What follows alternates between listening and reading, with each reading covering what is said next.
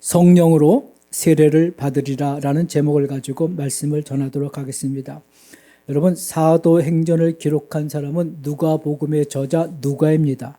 누가는 그 직업이 의사였습니다. 의사는 대부분 단순히 병만 치료하는 사람이 아닐 것입니다.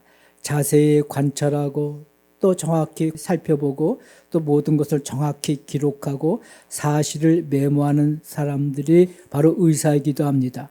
그래서 누가는 예수님의 생애와 초대교회 역사, 성령 역사를 매우 치밀하게 정확하게 기록했습니다.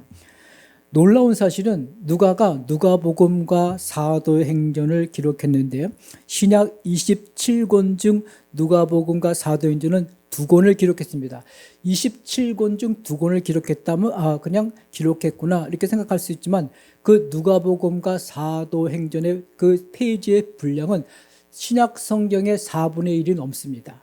약 28%가 됩니다. 그러니까 누가복음이 기록한 이 성경이 우리 신약 성경에서 많은 분량을 차지하고 있다는 것은 그만큼 의사의 누가가 정확하고 그리고 확실하게 그리고 세세하게 기록했다는 것입니다. 왜 하나님은 누가를 사용해서 누가복음을 기록하고 사도행전을 기록하게 했을까? 누가복음 1장에 보게 되면 죄송합니다. 그 이유를 알 수가 있습니다. 우리 중에 이루어진 사실에 대하여 자세히 미루어 살핀 나도 그랬습니다. 여러분, 하나님이 누가를 사용해서 누가복음과 사도행전을 기록하게 한 것은 누가복음이 워낙 의사니까 정확하게 기술하고 세세하게 확실하게 그리고 모든 것을 관찰하고 기록했기 때문에 하나님은 누가를 통해서 신약 성경의 약 4분의 2 이상의 분량을 차지하게 기록했다는 겁니다. 누가는 소문을 기록한 것이 아닙니다. 풍문을 기록한 것이 아닙니다. 추측을 기록한 것이 아닙니다. 직접 보고 확인하고 자세히 해서 사실에 근거해서 기록했습니다. 누가복음의 사도행전의 그 누가복음의 핵심은 2가지였습니다. 예수님의 행적과 성령의 사역입니다. 성령의 역사입니다. 예수님의 행적과 성령의 역사를 사도행전에서 누가복음을 기록했습니다. 예수님께서 부활하시고 바로 승천하시지 않고 며칠 계셨죠? 이 땅에 40일. 여러분, 예수님이 공생애 전에 며칠 금식하셨죠? 40일. 저는 그래서 하나님께서 보너스를 주셔서 40일 동안 머물게 하셨구나. 모세도 40일 금식했습니다. 엘리야도 40일 금식했습니다. 세 분이 다 특징이 있어요.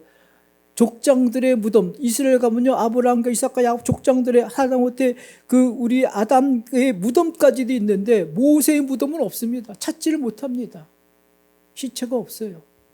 엘리야는 40일 금식하고 불마차를 타고 하늘로 올라갔어요.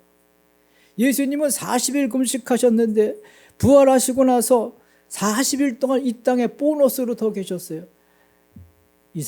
이사야장에 본 나의 기뻐하는 금식은 흉악의 결박을 불러주며 멍에의 줄을 끌어준다고 했습니다. 여러분, 하나님 앞에는 금식 절대 헛됨이 없음을 믿으시기 바랍니다. 금식기도 좀 하세요. 저는 금식을 좀 많이 해서 잇몸이 다 주저앉게 되었습니다. 여러분, 어려울 때는 금식하는 거예요. 우리 장로는 저는 이제 장로님도 금식 그만하셔야 돼요. 금식하다 쓰러졌으니까. 나의 기뻐하는 금식은 흉악의 결박을 끌어주며 멍에의 줄을 끌어준다. 하여튼 40일 동안 금식하셨어요. 그리고 40일 동안 계셨어요. 왜 40일 동안 머무셨나? 그 이유가 있습니다. 예수님은 자신의 부활이 환상이 아니라 실제적 사건임을, 그래서 제자들에게, 사람들에게 믿음을 더 굳건하기 위해 40일 동안 계셨습니다. 그래서 예수님은 의심 많은 제자에게 내 손을 만져보고 내 옆구리에 손을 집어넣어보라고 그랬습니다. 그리고 많은 제자와 500여 문도에게, 성도에게 예수님 부활하신 몸으로 나타내 보이셨습니다. 그래서 부활은 신화가 아닙니다. 부활은 추측이 아닙니다. 부활은 역사적 사건입니다. 아멘. 왜 예수님은 40일 동안 이 땅에 머무셨을까? 두 번째, 보혜사 성령님을 기다리게 하시기 위해서였습니다. 예수님은 제자들에게 말씀하셨습니다. 예루살렘을 떠나지 말고 아버지께서 약속하신 것을 기다리라. 왜 기다리게 하셨을까요? 여러분, 성령이 없이는 하나님의 일을 할 수 없기 때문에. 예수님께서 40일 동안 계시면서 집중적으로 말씀하신 것이 하나님 나라의 일이었습니다. 하나님의 나라 일이 무엇입니까? 성령 받고 예수를 증거하는 거, 성령 받고 제자 삼고 교회를 세우고 성령 받고 땅 끝까지 복음에 전하는 것이 하나님 나라 일이었습니다. 다시 말하면 하나님의 나라 일은 성령을 받고 살리고 제자 삼는 것이었습니다. 여러분, 하나님의 나라는 인간의 힘으로나 능으로나 지식으로 되는 것이 아니라 하나님의 나라의 일은 성령으로 된다는 것을 믿으시기 바랍니다. 제가 어렸을 때 종로구에 살았습니다. 저희 가족이 종로구에 살았는데 1963년도 사진입니다. 종로구에 지하철이 전철이 다녔어요. 전철. 저희 집이 종로구에 있었는데 내렸을 때 저희 형님입니다. 누가 사진 찍어준다 그래서 제가 아직도 어머니가 말씀하시기를 형아 누가 우리 사진 찍어준대. 우리 형아는 딴 데 쳐다보고 있고 나는 사진 기사 쳐다보고 있어요. 그게 아직도 기억이 나요. 근데 제가 왜 이 사진이 기억나는지 아십니까? 저는 이때 영어를 공부했습니다. 무슨 영어고? 기분이 쪼꼬래.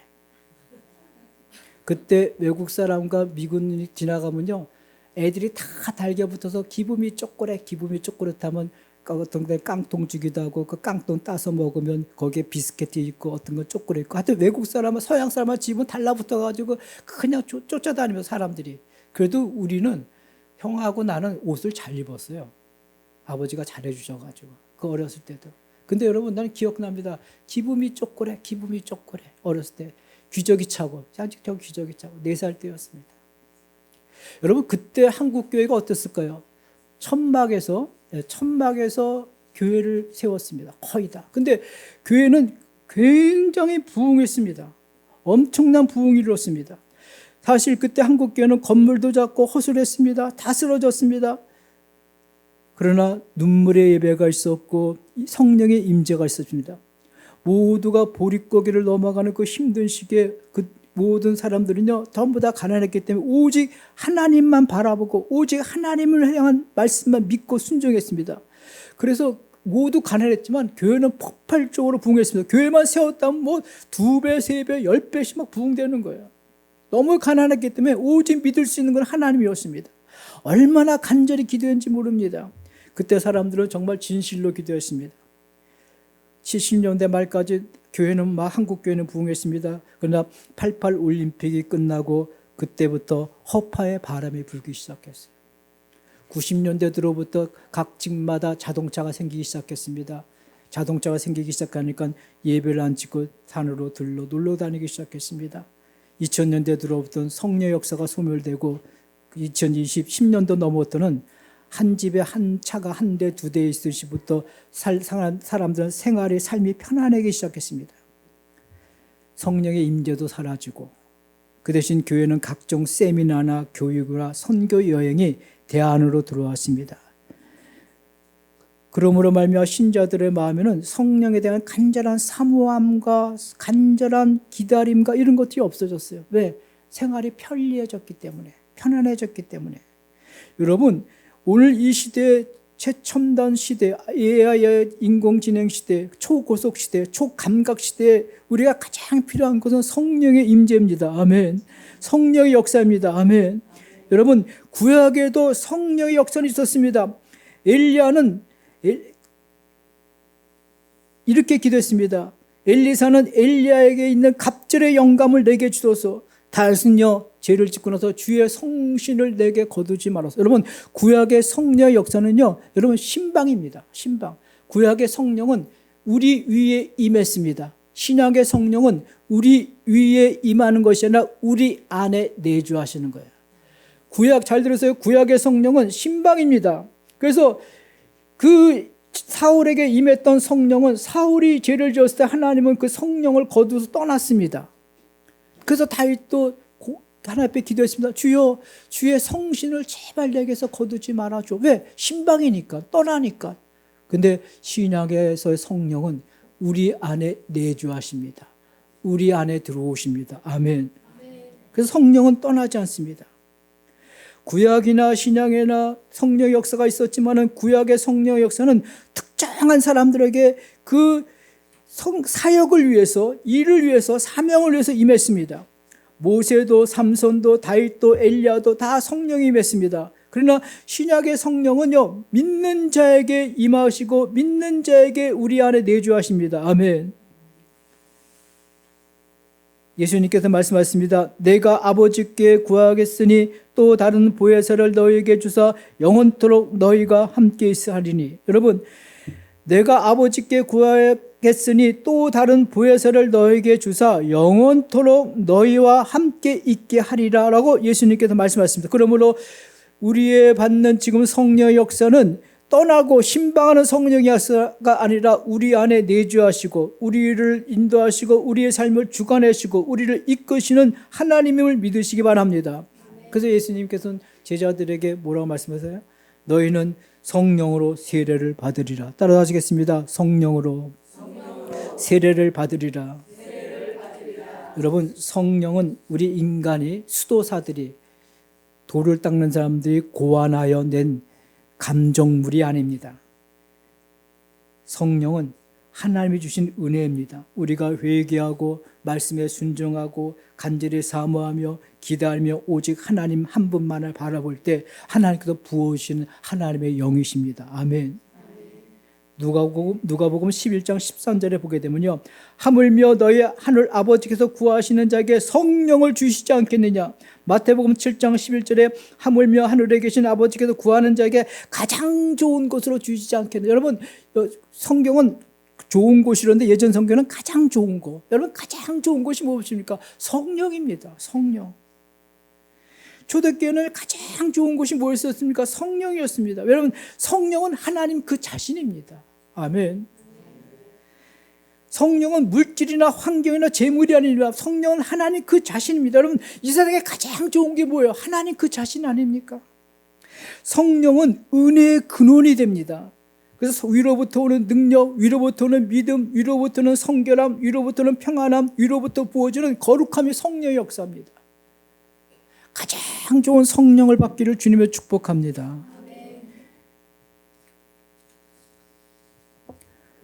교회의 가장 중요한 사명 두 가지는요, 성령의 세례를 받고 제자 삼는 것입니다. 사도행전 19장 바울을 에베소 사람들에게 묻습니다. 너희가 믿을 때 성령을 받았느냐? 그들은 성령을 알지 못했습니다. 받지 못했습니다. 그러니까 사도 바울이 복음을 전하고 그들에게 성령이 임하게 합니다. 그들에게 성령이 임하기 시작했습니다. 여러분, 성령은 막연한 종교심으로 받는 것도 아닙니다. 예수 그리스도를 정말로 믿을 때 성령이 임하십니다. 아멘. 여러분, 성령이 임하면요, 사람이 변합니다. 어떻게 변해요? 내 중심에서 하나님 중심으로, 예수님 중심으로 바뀌어집니다. 여러분, 구원이라는 것은요, 내 중심적인 삶에서 자꾸만 조금씩 벗어나서 자꾸만 하나님 중심, 예수님 중심으로 자꾸만 변화되는 게 바로 구원입니다. 육신의 욕망보다 하나님의 뜻을 묻게 되고, 아멘. 내 영광보다 하나님의 영광과 예수님의 영광과 예수님의 이름을 높이게 됩니다. 할렐루야. 여러분, 성령은요, 단순히 마음이 뜨거워지는 것이 아닙니다. 성령은 자신의 인생의 운전대를 예수님께 맡겨드리는 겁니다. 주님께 넘겨드리는 겁니다. 어떤 사람은요, 예수님을 자신의 조수석에 태우고 자기가 늘 운전하고 다니면서 필요할 때만 주님 도와주세요. 주님 도와주세요. 자기가 운전하면서 주님 도와주세요. 그러나 성령의 마음은 예수님께, 주님께, 하나님께 운전대를 맡기고 나는 조수석에 와서 주님 뜻대로 하옵소서, 주님 인도해 주옵소서, 합력하여 선을 이루게 하실 줄 믿습니다. 세계를 열어가실 줄 믿습니다. 나는 미련하고 나는 무지하고 나는 모르지만 하나님께서 예비된 것을 내게 허락할 줄 믿습니다. 주님 나를 인도하소서. 아멘. 이렇게 바뀌어지는 거죠. 갈라디아 2장 10절에 이제는 내가 사는 것이 아니요 오직 내 안에 그리스도께서 사시는 것이라. 오늘의 교회를 담임하셨던 하영주 목사님이 2011년 8월 2일 새벽 뇌출혈로 인해 소천하셨습니다. 전날 새벽 갑자기 쓰러졌고 긴급 수술을 받았지만 끝내 의식을 회복하지는 못했습니다. 그런데 그분이 돌아가셨지만 많은 성도들에게 큰 울림을 주었습니다. 왜냐하면 그분은 마지막까지, 돌아가시기 전날까지 설교와 선교의 자리를 떠나지 않았습니다. 그런데 특징인 것은 그 하영주 목사님이 여러분 병을 짊어지고 살았어요. 암 수술을 7번 했고 신장 투석을 하고 당뇨에다가 심장 질환에다가 온갖 병을 다 짊어지고 살았습니다, 여러분. 근데 그분은 계속 그럼에도 불구하고 성령의 사역을 했습니다. 어느 정도냐면 일본 선교 갔다 오자마자 어디로 갔냐, 병원에 가서 투석했어요. 근데 놀라운 것은 많은 사람들에게 병을 고치겠지만 정작 자신의 병을 고치지 못했습니다. 근데 병을 그렇게 짊어지고 살았지만 그는 병의 노예가 되지 않았습니다. 병의 포로가 되지 않았습니다. 암 수술을 하면서도 병에 눌림을 당해서 설교 못하겠다 그러지 않았습니다. 선교지를 방문하고 계속 설교를 하고 복음을 전하고 바로 성령의 사람이었죠. 아멘. 그러면서 그는 가끔 말했습니다. 죽음 두려워하지 마십시오. 확 죽으면 됩니다. 그 말대로 그분은 정말 확 돌아가셨어요. 야, 말이 정말 이렇게 중요하구나. 여러분, 노인 되신 분들, 저도 노인 됐지만 죽을 때 확 죽기 바랍니다. 그게 복이야. 질질 끌다가 자녀들 힘들게 하지 말고 죽을 때 팍 죽는 게 복이야. 아멘? 팍 죽는 그게 복이야, 여러분. 하영지 목사님요, 죽을 때 팍 죽으면 된다고 하더니 정말 그 말대로 죽을 때 팍 돌아가셨어요. 얼마나 복입니까? 근데 여러분, 그 많은 암 수술을 7번 받고 신장 투석하며 당뇨에다가 심장 질환에 그 많은 병을 짊어졌지만 성령의 사람이었기 때문에 병의 노예가 되고 포로가 되고 눌림이 되고 우울해 살지 않았어요. 오히려 밝게 웃어가면서 내가 무슨 병 환자냐 이러면서 설교하고 다니셨어요. 야, 어떻게 그런 초인적인 힘이 나타날 수 있을까? 답은 성령의 사람이었기 때문에. 아멘. 저와 여러분들은 성령의 역사가 있기를 바랍니다. 그럼에도 불구하고 그는 사도행전적 교회를 세웠고 선교와 복음을 열심히 일했습니다. 그가 돌아가셨지만 그의 후임 목사님들이 오셔가지고 교회를 얼마나 아름답게 세워가는지 모르겠습니다. 다른 교회들은요, 후임이 담임 목사가 뭐 그다음부터 후임이 그냥 계속 싸우고 터지고 찢어지는데 워낙 성령 사역이기 때문에 교회가 평안하게 든든하게 온누리 교회가 세워지는 걸 볼 때 참 훌륭하신 목회였었구나 생각하게 됩니다. 오늘 시대의 위험은 여러분, 우리가 성령 대신 자꾸만 성도들이 편리함을 추구합니다. 뭘 추구한다고요? 편리함. 성령은 절로 가세요. 편리한 게 더 좋아요. 이런 시대를 우리가 교회 생활하고 있습니다. 편리한 게 나쁜 것이 아닙니다. 그러나 신앙생활은 편리가 아니라 성령의 역사입니다. 아멘. 신앙생활은 편리보다 거룩을 추구해야 되고 편리보다 하나님의 뜻을 추구해야 됩니다. 아멘. 오늘날은 AI 시대와 디지털 인터넷 초고속 시대에서 사람들은 빠르고 편리하고 그리고 간섭받지 않는 예배를 드립니다. 그러니까 현장 없는 신앙, 공동체 없는 예배, 헌신 없는 신앙으로 흘러갈 수가 있습니다. 여러분, 인터넷 예배가 잘못된 것은 아닙니다. 보조적인 수단입니다. 그러나 예배를 하나의 콘텐츠로 소비합니다. 내가 어느 교회 화면 봤어. 어느 교회 이처럼 콘텐츠를 소비하고 끝나는 거예요. 나는 오늘 어느 교회, 오늘 어디 교회 나 봤어. 콘텐츠를 소비합니다. 여러분, 예배는 콘텐츠 소비가 아닙니다. 우리가 편리함을 추구하게 되면 성령의 역사가 없어집니다. 교회는 콘텐츠를 소비하는 것이 아닙니다. 함께 모여 성도들이 함께 찬양하고 함께 예배하고 함께 헌신하고 함께 일어서는 것이 바로 교회의 공동체를 믿으시기 바랍니다. 그래서 히브리서 10장 25절에 모이기를 패하는 어떤 사람들의 습관과 합심하지 말고, 여러분, 모이기를 패하는 어떤 사람들의 습관을 쫓지 말라고 말하고 있습니다. 구약의 이스라엘 백성들은요, 예루살렘 성전을 찾아가기 힘드니까 뭐 했어요? 산당을 차렸어요. 여기저기 편하니까. 여러분, 지금도 요즘 한국교회 성도들 중에 산당을 차립니다. 산당이 뭐예요? 인터넷 예배. 여러분, 산당이 아니라 본당입니다. 아멘. 여러분, 산당 아니라 본당이야. 본당에서 예배해야지. 왜 산당에서 자꾸 예배하려고 그래? 편리함을 추구하면요, 성령의 역사는 없어집니다. 성령 받은 사람들의 특징은 편리함보다 하나님의 생명을 추구합니다. 하나님의 거룩을 추구합니다. 하나님의 성결을 추구하고 하나님의 믿음을 추구합니다. 아멘. 세상 사람들은요, 우리가 예수 믿으면 구원받아요. 그러면 이 사람들은 믿지 못합니다. 말 같지 않는 소리 하지 말라고 합니다. 어떻게 예수 믿으면 영원히 구원받고 천국 가냐, 그들은 그렇게 우리에게 반문합니다. 어떻게 여러분, 나를 위해서 십자가에 주신 예수를 믿음으로 어떻게 우리가 구원받습니까? 어떻게 영원히 삽니까? 그러나 안 믿어지지만 성령이 임하면 믿어지기 시작합니다. 아멘. 십자가가 믿어지고 부활이 믿어지고 예수님께서 40일 동안 계셨던 것이 믿어지고 예배 가운데 주님의 살아 현존하시는 것이 믿어지기 시작합니다. 정말 여러분, 예수님이 십자가에 죽으셔서 다시 살아나셨다, 이것을 정말 믿습니까? 정말 믿으면요, 우리의 자세가 틀려집니다. 대충 신앙생활 할 수가 없습니다. 여러분, 무덤을 깨뜨리고 예수님이 다시 사셨다, 정말 이것이 믿어지면요, 우리 예배가 틀려집니다. 우리 삶이 달라집니다. 대충 대강 신앙생활 할 수 없습니다. 부활하신 예수님께서 승천하신 이유가 제자들은 굉장히 혼란스러워졌습니다. 막막했습니다. 부활하신 예수님이 같이 40일 동안 있었으면 좋았는데 또 다시 승천하시니까 그들은 혼란이 왔습니다. 그런데 예수님께서 말씀하셨어요. 너희는 예루살렘을 떠나지 말고 기다리라. 그 극심한 혼란 가운데서도, 근심 가운데도 그들이 붙들어야 될 것은 예수님의 말씀이었습니다. 아멘. 여러분, 우리가 붙들어야 될 것이 하나의 말씀입니다. 주님의 말씀입니다. 그리고 여러분, 믿음은요, 기다려라. 따라서 하시겠습니다. 기다려라. 그걸 순종하는 겁니다. 듣고 기다리는 겁니다.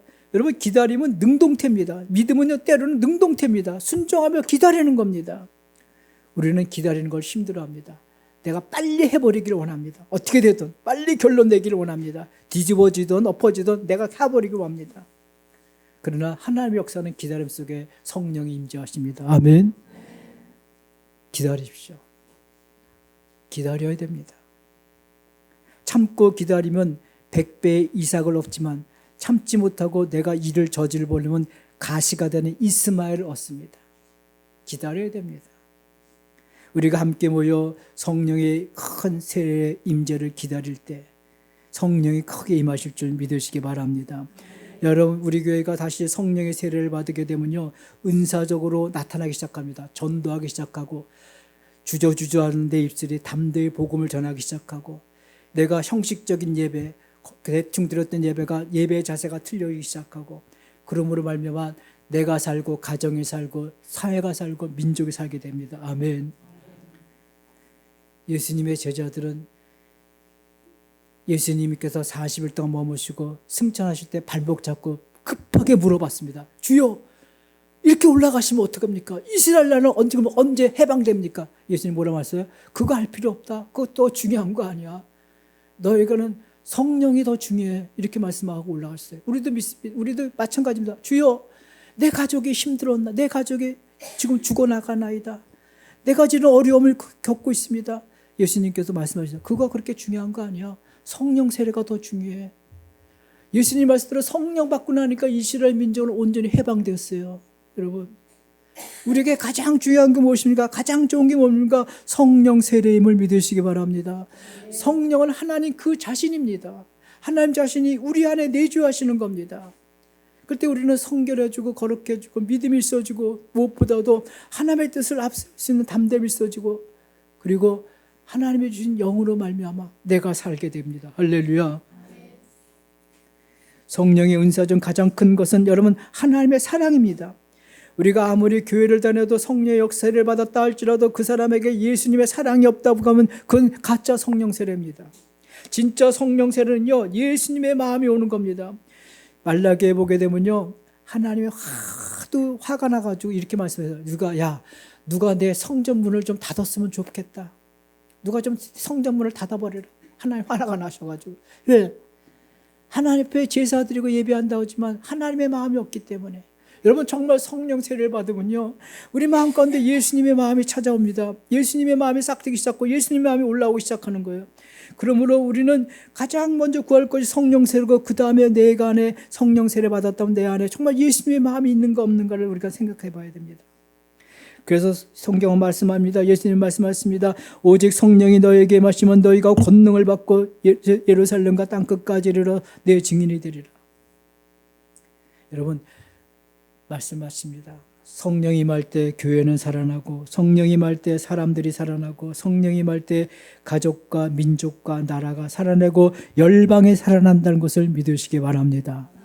우리 교회가 다시 한번 성령 세례를 간절히 구하고 기도하고 모여서 기도하고 기다리고 오직 하나님을 바라며 성령이 임하기를 구하는 저와 여러분 되어지기를 주님의 이름으로 축복합니다.